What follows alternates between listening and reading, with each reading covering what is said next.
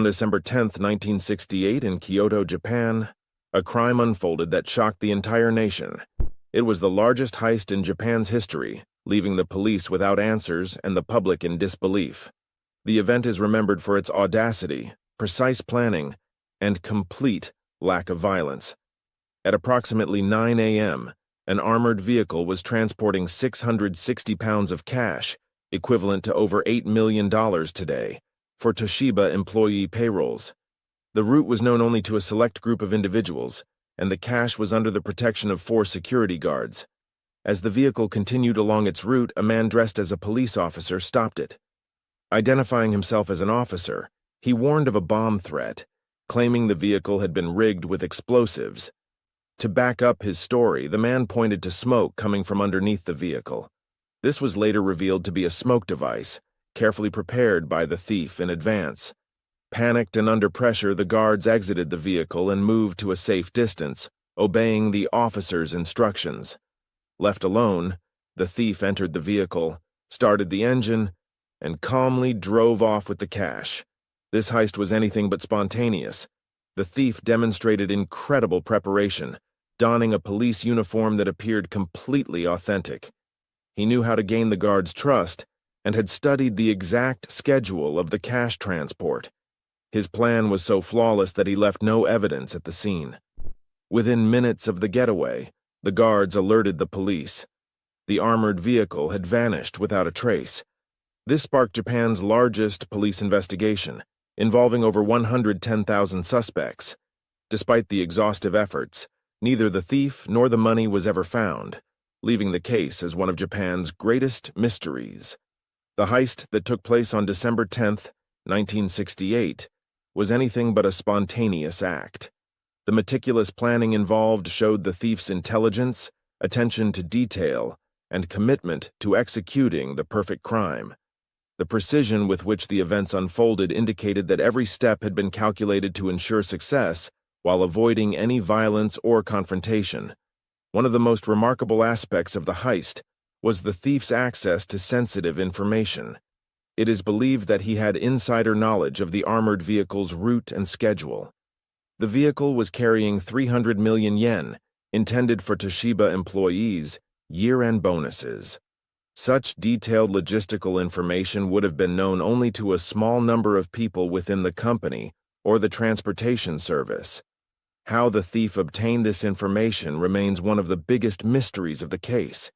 Some theories suggest an inside leak, while others believe the thief might have surveilled the company for weeks to track the cash delivery process. The thief's choice of disguise was another masterstroke of his planning. He wore a highly convincing police uniform, complete with badges and insignias that made him indistinguishable from a real officer.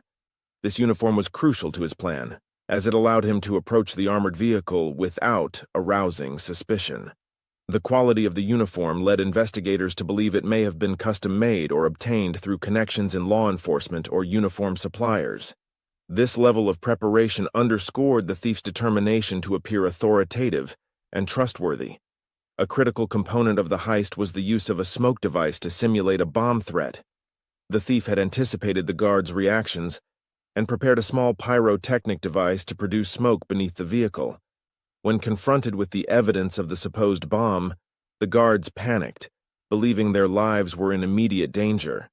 This clever psychological tactic exploited the guards' fear, ensuring that they would comply with the thief's orders to evacuate the vehicle without questioning his authority.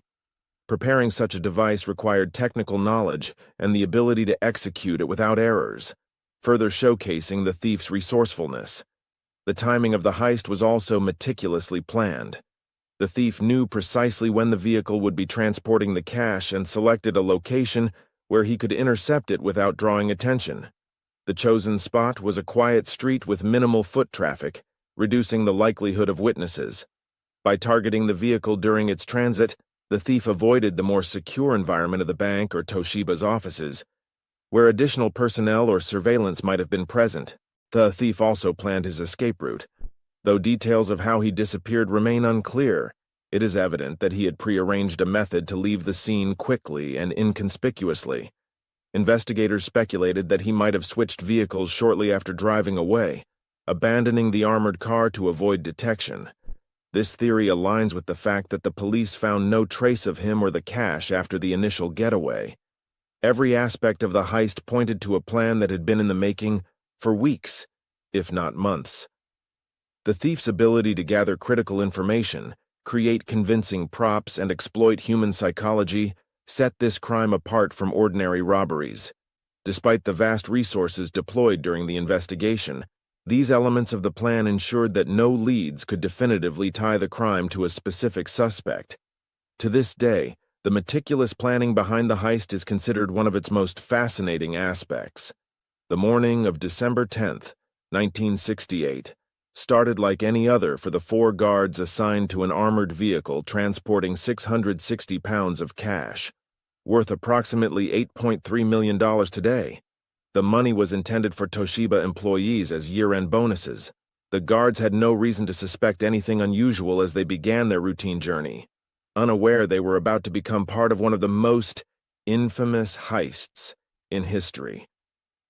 The vehicle followed a predetermined route through Kyoto's quiet streets.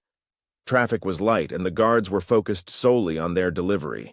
Somewhere along this route, the thief, disguised as a police officer, was waiting. His uniform, complete with badges and insignias, gave him the authority needed to carry out his plan.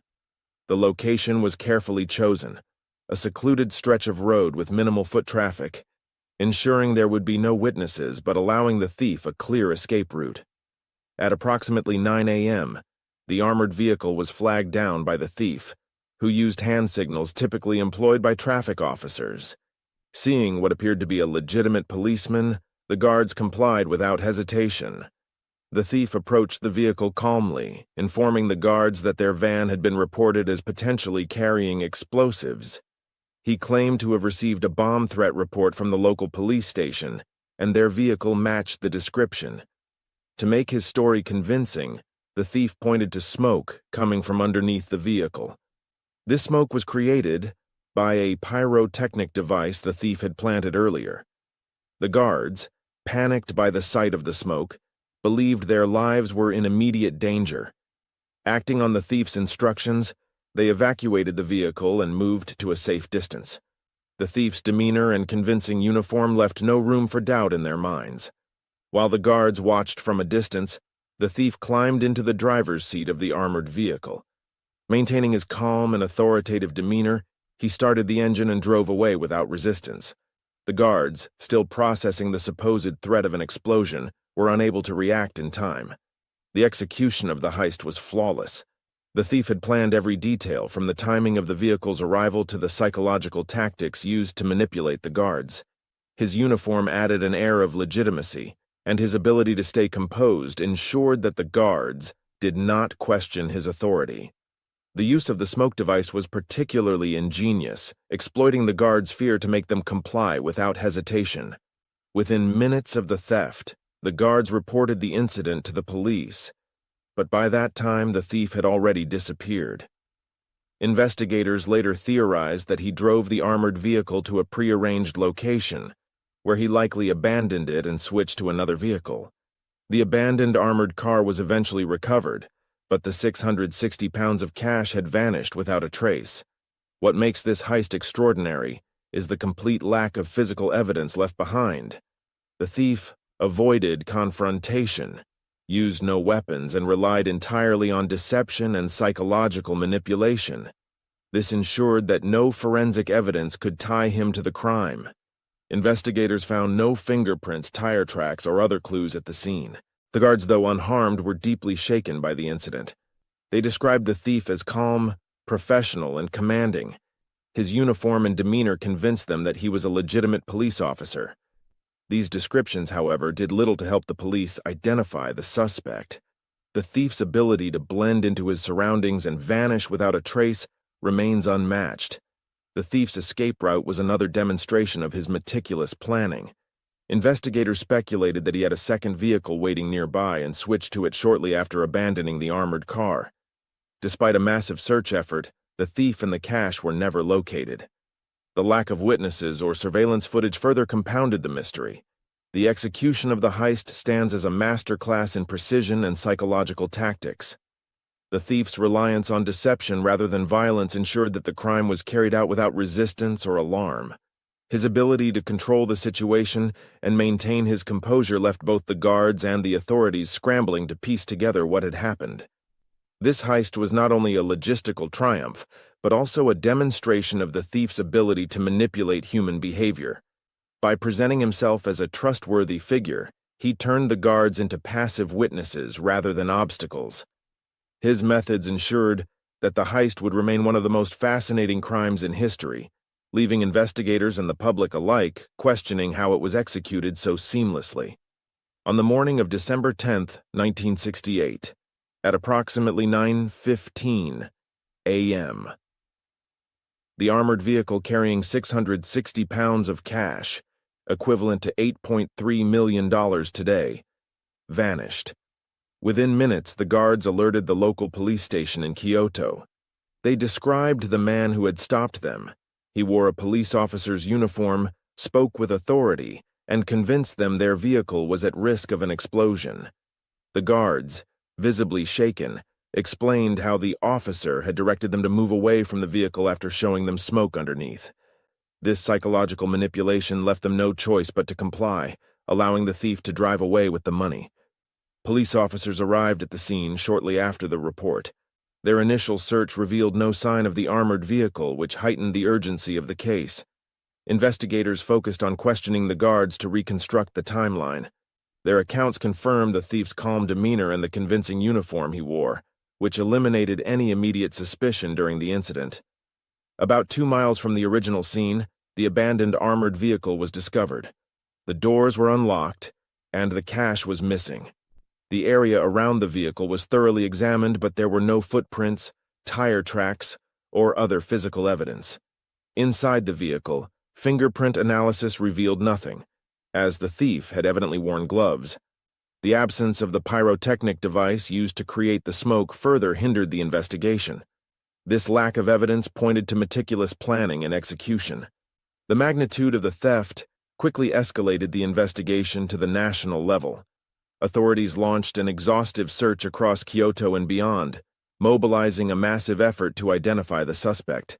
Over the following months, more than 110,000 individuals were questioned. Police teams contacted hundreds of suppliers to trace purchases of police uniforms, pyrotechnics, and any equipment that could have been linked to the heist. Every lead was pursued, but none produced significant breakthroughs. Investigators recreated the vehicle's route and timing, stopping at each possible location the thief could have scouted beforehand. The spot where the vehicle was abandoned raised particular questions. It was a quiet residential area, far from main roads or train stations, suggesting that the thief had carefully selected it to avoid detection. Despite these efforts, no witnesses came forward to provide details about the thief's escape. The absence of surveillance cameras in 1968 posed a significant challenge. Investigators had to rely on eyewitness accounts, which proved insufficient. The guards described the thief as calm and professional, with a uniform indistinguishable from those worn by real officers. However, they could not recall unique identifying features about his appearance. Efforts to trace the origin of the uniform also led nowhere. It could have been custom-made, stolen, or purchased second-hand, leaving no definitive trail.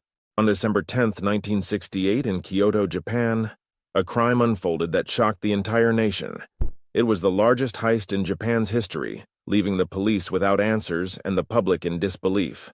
The event is remembered for its audacity, precise planning, and complete lack of violence.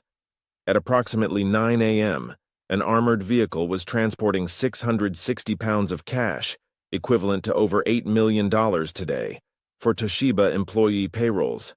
The route was known only to a select group of individuals, and the cash was under the protection of 4 security guards. As the vehicle continued along its route, a man dressed as a police officer stopped it. Identifying himself as an officer, he warned of a bomb threat, claiming the vehicle had been rigged with explosives. To back up his story, the man pointed to smoke coming from underneath the vehicle. This was later revealed to be a smoke device, carefully prepared by the thief in advance. Panicked and under pressure, the guards exited the vehicle and moved to a safe distance, obeying the officer's instructions. Left alone, the thief entered the vehicle, started the engine, and calmly drove off with the cash. This heist was anything but spontaneous. The thief demonstrated incredible preparation, donning a police uniform that appeared completely authentic. He knew how to gain the guards' trust and had studied the exact schedule of the cash transport. His plan was so flawless that he left no evidence at the scene. Within minutes of the getaway, the guards alerted the police. The armored vehicle had vanished without a trace. This sparked Japan's largest police investigation, involving over 110,000 suspects. Despite the exhaustive efforts, neither the thief nor the money was ever found, leaving the case as one of Japan's greatest mysteries.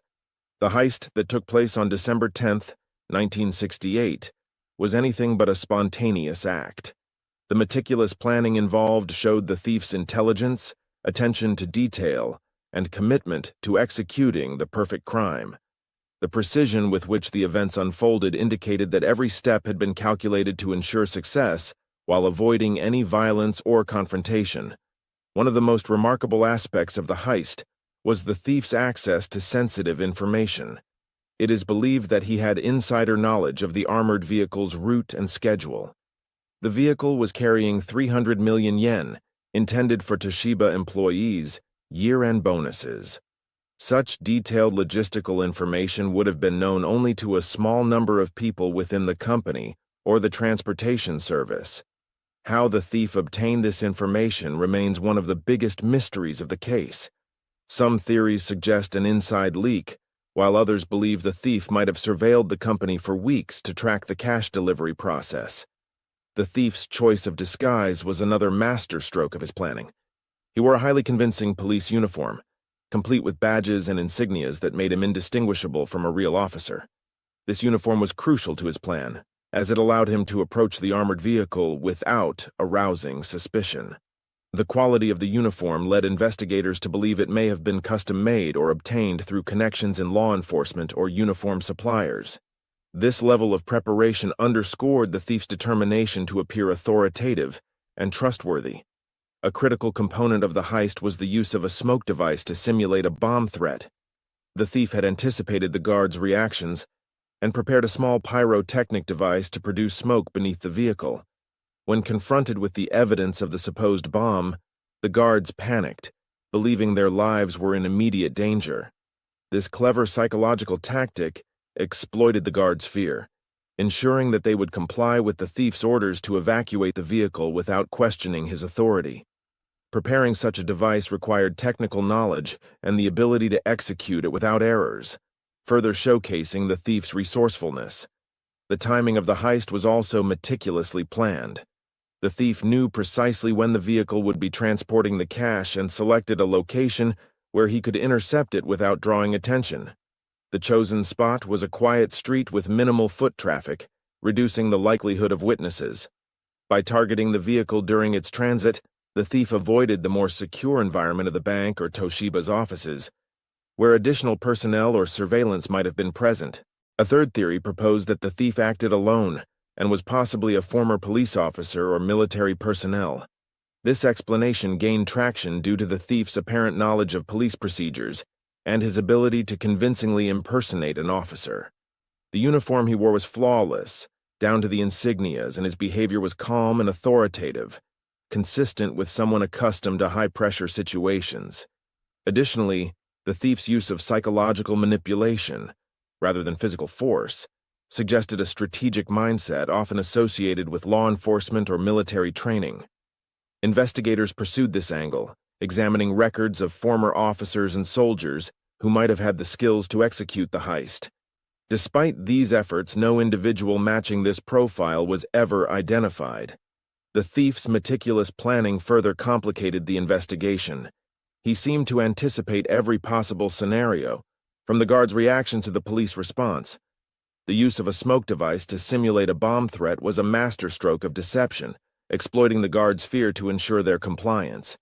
This tactic also minimized the risk of resistance, allowing the thief to carry out the heist without confrontation. The escape route was equally well planned. By abandoning the armored vehicle approximately 2 miles from the scene of the theft, the thief created a diversion that delayed the police response. Investigators speculated that he switched to another vehicle shortly after abandoning the armored car, but no witnesses came forward to confirm this theory. One of the most perplexing aspects of the case was the complete absence of physical evidence. The thief left no fingerprints, footprints, or other traces at the scene. Investigators examined the armored vehicle and its surroundings in minute detail, but their efforts yielded nothing. This lack of evidence suggested that the thief had taken extraordinary precautions to avoid detection. The gloves he wore, the lack of tire tracks near the abandoned vehicle, and the precise timing of the heist all pointed to a level of preparation rarely seen in criminal cases. As the investigation progressed, theories about accomplices began to surface. Some believed that the thief could not have carried out the heist alone, given the complexity of the operation and the amount of cash involved. Handling 660 pounds of money and escaping without assistance would have been a significant challenge. However, no evidence was ever found to indicate the involvement of additional individuals. The possibility that the thief acted alone added to the mystique of the crime, elevating it to legendary status. The failure to identify a suspect or recover the stolen money was a source of frustration for investigators. Theories about what happened to the cash varied widely. Some believed that it was laundered through underground networks, while others suggested that it might have been smuggled out of the country. However, no large sums of unexplained cash surfaced in the months and years following the heist. This lack of financial trails further reinforced the idea that the thief was exceptionally skilled at covering his tracks. By the time the investigation officially ended, law enforcement had exhausted every possible lead. Theories about the thief's identity and methods continued to circulate, but none provided a definitive answer. The absence of modern forensic tools and surveillance technology in the 1960s undoubtedly contributed to the challenges faced by investigators.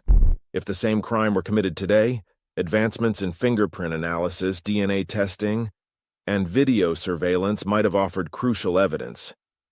Despite the passage of more than 5 decades, the heist remains a topic of fascination and speculation. Theories about the thief's identity continue to evolve, with some suggesting that the case may never be solved. The enduring mystery of the Kyoto heist serves as a testament to the thief's extraordinary ingenuity and the limitations of law enforcement at the time. While the true story behind the crime may never be known, it has earned its place as one of the most enigmatic and audacious heists in history. The 1968 Kyoto heist remains one of Japan's most infamous unsolved crimes, leaving an indelible mark on the country's culture and history.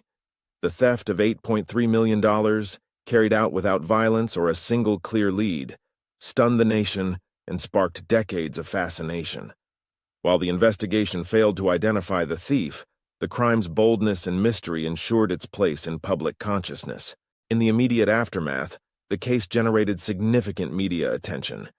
Newspapers and radio programs followed every development, keeping the public captivated. As months turned into years without a resolution, the heist evolved from a shocking crime into a legendary story. Public discussions shifted from outrage at the theft to admiration for the audacity and ingenuity of the criminal. The fact that the thief outwitted the police and vanished without a trace only added to the intrigue. The cultural impact of the heist extended beyond media coverage. It inspired numerous works in popular culture, from books and TV dramas to documentaries. These retellings often romanticized the thief as a mastermind, blending fact and fiction to captivate audiences. The case's mystique also influenced international perceptions of Japan, showcasing how a meticulously planned crime could challenge the country's reputation for order and efficiency. In many ways, the Kyoto heist became a symbol of human ingenuity and the fallibility of even the most secure systems. Beyond its cultural resonance, the heist also had practical consequences. Financial institutions and armored transport companies across Japan reevaluated their security measures. Banks introduced stricter protocols for cash transport, including the use of advanced locking mechanisms, GPS tracking, and additional guards. The Japanese government also encouraged the adoption of surveillance systems, Though such technology was still in its infancy during the 1960s, the crime highlighted vulnerabilities in existing practices, prompting reforms that would influence global standards for armored vehicle security. Despite its practical lessons, the heist's enduring appeal lies in its unresolved mystery. Who was the thief? How did they execute such a flawless escape? And where did the money go? These unanswered questions continue to fascinate the public, making the Kyoto heist a recurring topic in discussions of unsolved crimes. For some, it represents the ultimate example of a perfect crime, while for others it serves as a reminder of the limitations of law enforcement at the time. Decades later, the Kyoto heist remains an iconic story, symbolizing the intersection of ambition, creativity, and the pursuit of the extraordinary. It stands as a testament to the power of a single event to captivate a nation, leaving behind a legacy that continues to inspire curiosity and speculation. The 1968 Kyoto heist remains one of the most extraordinary unsolved crimes in history, not just for the amount of money stolen, $8.3 million in cash, but for the brilliance with which it was executed. More than 50 years later, the case continues to captivate both investigators and the public, serving as a reminder of how human ingenuity can outwit even the most secure systems. Despite the passage of time, the mystery of the thief's identity, their flawless execution, and the disappearance of the stolen money still sparks intrigue. At its core, the Kyoto heist is a story of ambition and meticulous planning. The thief's ability to manipulate the guards using psychological tactics, rather than force, set this crime apart. It wasn't a spur-of-the-moment robbery, but a carefully orchestrated operation that exploited weaknesses in the system. The thief demonstrated extraordinary foresight, from disguising themselves as a police officer to planning a smoke device to simulate a bomb threat. Every detail was designed to ensure success and leave no trace. This crime has come to symbolize the idea of a perfect heist. With no physical evidence, no witnesses, and no direct leads, the thief vanished without a trace. The scale of the investigation, Japan's largest at the time, only underscores the enigma. Over 110,000 suspects were questioned, and yet the case remained unsolved. This failure wasn't just a setback for law enforcement, but a lesson in humility, highlighting the limitations of investigative techniques in the 1960s. One of the most significant impacts of the Kyoto heist is the way it reshaped security protocols in Japan and beyond. Financial institutions and armored transport companies introduced new measures to prevent similar crimes. Vehicles were equipped with advanced locking systems, more rigorous access controls, and later GPS tracking devices. Banks employed additional guards for cash transfers and adopted stricter communication protocols to protect sensitive information. Although these changes improved security, the Kyoto heist remains a cautionary tale for those tasked with safeguarding valuable assets. The unsolved nature of the case also sparked discussions about the role of technology in modern investigations. If this crime had occurred today, it's likely that surveillance cameras, GPS tracking, or forensic advancements such as DNA analysis could have provided crucial leads. The absence of such tools in 1968 left investigators reliant on eyewitness accounts and circumstantial evidence, both of which proved insufficient. The case serves as a benchmark for how far investigative methods have advanced, and a reminder of the challenges faced by earlier generations of law enforcement.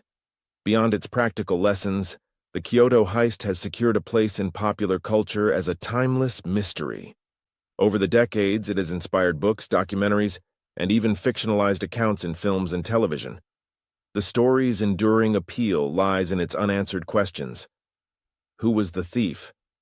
How did they execute such a flawless plan? And where did the money go? These mysteries continue to fuel speculation and keep the story alive in public consciousness. For many, the Kyoto heist represents more than just a crime. It's a testament to the ingenuity and determination of a single individual.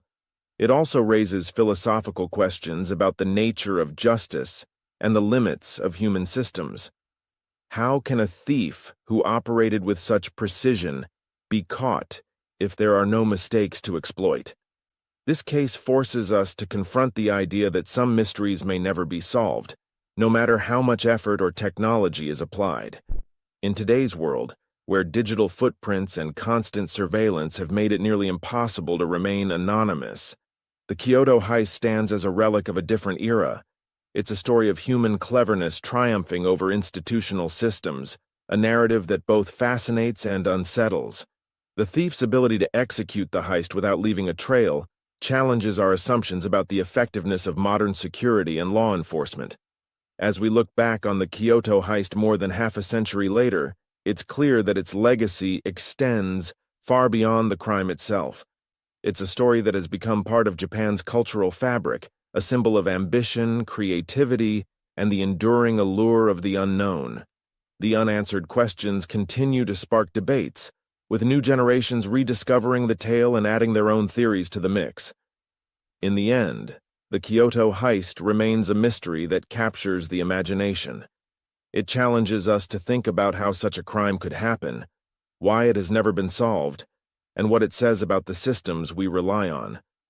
Perhaps the most compelling question of all is this: could modern technology have solved the case? While we may never know the answers, the Kyoto heist will forever stand as one of history's most remarkable unsolved crimes, a story that reminds us of both the power of human ingenuity and the limits of our ability to control it. The Kyoto heist of 1968 remains a puzzle not just because of its scale, but also because of its flawless execution and the enduring mystery of the thief's identity.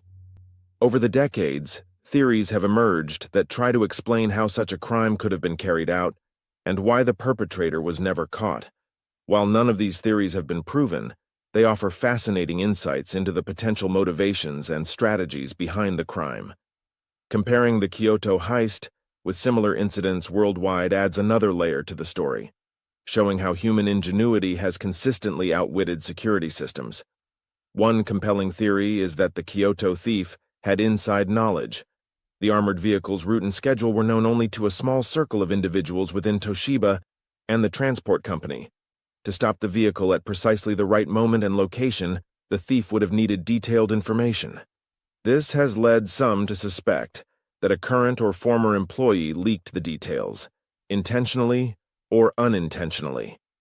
Insider leaks have been a factor in many major heists worldwide. For example, in the infamous Great Train Robbery of 1963 in the United Kingdom, an inside informant provided critical information about the train's schedule and security weaknesses, enabling the thieves to intercept it at the perfect spot.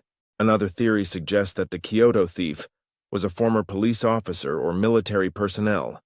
This idea stems from the precision of the operation and the thief's ability to convincingly impersonate an officer.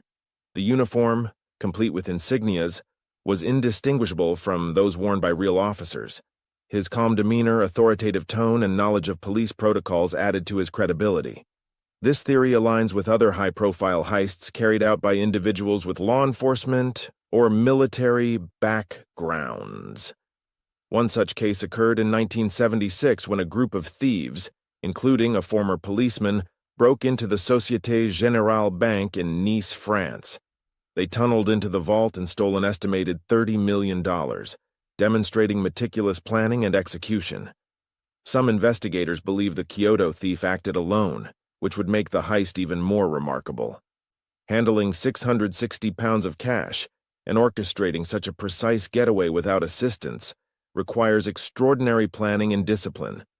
This theory is reminiscent of the 2003 Antwerp diamond heist in Belgium, where one man, Leonardo Notar Bartolo, infiltrated the secure vault and stole $100 million in diamonds. Though he had a small team, Notar Bartolo's ability to bypass multiple layers of security mirrors the Kyoto thief's ingenuity.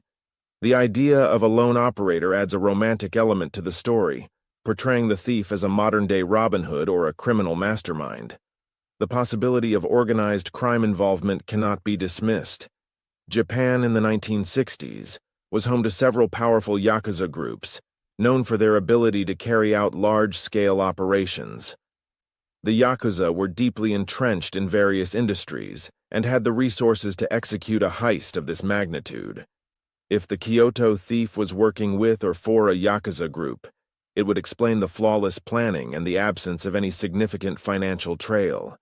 Similar cases involving organized crime include the Lufthansa heist of 1978 in New York, where a crew connected to the mafia stole $5 million in cash and $875,000 in jewelry from JFK Airport. The meticulous planning and subsequent silence from those involved echo the precision and secrecy of the Kyoto heist. One of the most intriguing aspects of the Kyoto heist is the question of what happened to the money. The stolen 300 million yen has never surfaced, which suggests that the thief or thieves had an efficient system for laundering or hiding the cash. In the 2005 Banco Central heist in Fortaleza, Brazil, thieves tunneled into a bank vault and stole $70 million. Most of the money was never recovered, and investigators believe it was laundered through black market channels or hidden in offshore accounts. The Kyoto thief may have used similar methods, taking advantage of the limited financial oversight in the 1960s to avoid detection. Motivation is another key question. Why would someone risk such a high-profile heist? Some theorists argue that the Kyoto thief was driven by financial desperation, while others believe it was about proving their skill or challenging the system. This aligns with the motives behind other famous heists, such as the Hatton Garden burglary in London in 2015, where elderly criminals carried out an elaborate jewel theft simply to relive their glory days. Alternatively, the Kyoto heist could have been a statement against corporate or governmental systems, reflecting social tensions in post-war Japan. Technology, or the lack of it, played a significant role in the Kyoto thief's success. In 1968, Japan's security infrastructure was limited. Surveillance cameras were rare, and forensic science was far less advanced than it is today. Modern heists, such as the 2011 Banco Provincia robbery in Buenos Aires, Argentina, have shown how technology like GPS trackers and digital forensics can quickly lead to arrests. The Kyoto thief operated in an era where such tools didn't exist, giving him a significant advantage. The psychological aspects of the heist are also fascinating. The thief's ability to manipulate the guards without violence highlights his understanding of human behavior. By creating a fake bomb threat, he instilled fear and ensured compliance. This tactic mirrors the methods used in the 1997 Loomis Fargo robbery in the United States, where thieves manipulated employees into aiding the heist under false pretenses. The Kyoto thief's non-violent approach likely contributed to the guards' inability to respond effectively, as they were too focused on the perceived threat to question his authority. The Kyoto heist's global parallels illustrate that brilliant crimes often share common elements: meticulous planning, insider knowledge, exploitation of weaknesses, and the ability to disappear without a trace. Whether the thief acted alone or as part of a group, their actions remain a masterclass in outsmarting the system. Theories about their identity and motivations continue to fuel public fascination, ensuring that the Kyoto heist will remain a subject of speculation and admiration for generations to come.